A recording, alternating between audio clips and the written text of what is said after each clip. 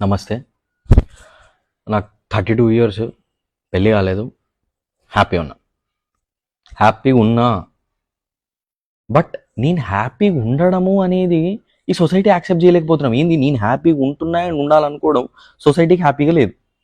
నాకు ఇంకా గుర్తుంది, నా చుట్టుపక్కల వాళ్ళు, నా చుట్టాలు అందరూ నేను 24 ఉన్నప్పుడు అనుకుంటా, నెక్స్ట్ నువ్వే అన్నారు.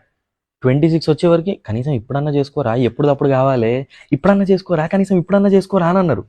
28 వచ్చే వరకు ఏమన్నా ప్రాబ్లం ఉందా, ఏమైనా ప్రాబ్లం ఉందా అన్నారు.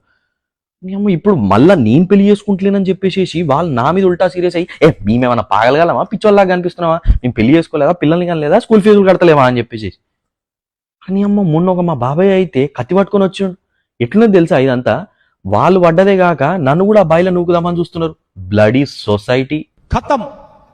Bye bye, Tata.